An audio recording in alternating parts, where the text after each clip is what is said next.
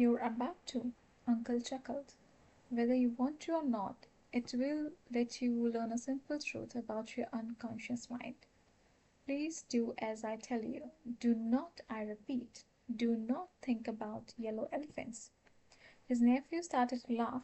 Do not think about even one yellow elephant, let alone a herd of yellow elephants running across the dusty plains of Africa. Now, what have you been thinking about? The man smiled. Yellow elephants. You see, Uncle noted. Our subconscious mind has no filter on it. It lets in every image, even if it is unreal. Some of our beliefs are no more real than yellow elephants, but they are dancing in our minds. What we hear from other people comes into our minds as pictures, and what we see and hear often enough, we tend to believe. Uncle said, we often believe at least two things that work against us. One, we mistakenly believe that we should always put others first and ourselves last. The truth is, we need to balance our interests equally with those of others. Two, we often believe that we do not deserve to think of ourselves. The truth is, we do. Now, Uncle said excitedly, let's take a more uplifting and happier view of what life can be like. Think back on the last weeks when you took better care of yourself. Were you less angry? Yes, my wife and others commented on it. Uncle said the reason it works is simple. When you take good care of yourself, you feel less angry toward yourself and others. When you are happier, you work better and you treat others better. Uncle said, you are not as angry because you are finally doing what always made sense to you in the first place. You're getting out, you're getting your life in the balance by taking as good care of yourself as you are of others. You're no longer as frustrated. It is not surprising that others also finds you less angry. You're probably no longer blaming them for what you were doing it yourself. The man said, that really makes good sense to me. That is how I have felt lately. But why? The man asked. Does the 1 minute approach work so well? It is so simple I have find it hard to understand why it is so powerful. Uncle answered, 1 minute for yourself is a simple application in modern life of an ancient wisdom. It has been described by many people in different cultures over the ages, including those in China, India, and the Middle East. Zen philosophers call this power of self-observation. It is the ability each of us has and have few of us use. The power of self-observation begins in a moment of silence. With this method, it is 1 minute. This merely begins the process of course. In this quiet time, we can begin to see what we are doing or thinking, what can observe ourselves. The man realized, and when we see what we do, we can then change what we are doing. Is that it? That's almost it, Uncle said. It is not so much that we can change what we are doing. It's it is more it is more that we can choose what we are doing. We may choose to change, Uncle said, or not to change. The point is that in 1 simple minute, we can observe our behavior or our thoughts. Then we can choose our next behavior or our next thought. We can begin to take better care of ourselves, but this is only the beginning. The man asked, is it just the beginning because it starts a larger process? Exactly, Uncle agreed. The 1 minute can open into a larger world for each of us. What world? The man asked. Uncle answered, the quiet world you enter is your own inner world, yourself. Again, it has been called by many names throughout the ages.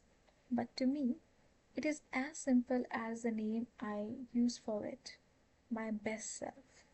Whatever you want to call it, the power, and it's very powerful, comes from taking the time to be quiet, listen to this best self. The man asked, "What is my best self?" With, within each of us is a part of us that knows what is best for us. However, modern man, and that includes us, Uncle noted, goes so fast that we raced right past ourselves, ignoring all the warning signs that tell us we are off track and that we need to get back on course. It is when we take the time to stop, look, and listen to ourselves that we find what is best for us. That is why it pays, Uncle said, to do something as simple as spending one special minute with our better self. In that minute, we can begin to see ourselves. Every day we have opportunities to take care of ourselves and others if we will just look. The nephew said, "That reminds me of a story." Uncle smiled. He was pleased that his nephew seems to be taking life less seriously. This man was standing on his rooftop as dangerous floodwaters rose around him. Lots of people came to offer help, but he refused to leave his home and saying, "I'm a good man. God will save me." Unfortunately, he drowned. And was he annoyed? When he went to heaven, he complained, "God, why didn't you save me?" God said, "I sent you a log, two boats, and a helicopter." God shrugged his shoulder and said, "With some people, it's never enough." Uncle laughed. "That's good. When we do not take care of ourselves, other people can never do enough to make us happy." "I must admit," the man said, "as simple as it is, when I do this, I'm able to bring out the best in me." And when we bring out the best in ourselves, Uncle noted, whom do we also bring out the best in? Others, the man asked. "Absolutely," Uncle confirmed. "In fact, one of the greatest joys I get from taking care of myself is discovering that it is also the best way for me to help other people. When I do, we all win." But that is the subject for another day. The man reflected on all he had heard. He wove his own thoughts in among his uncle's.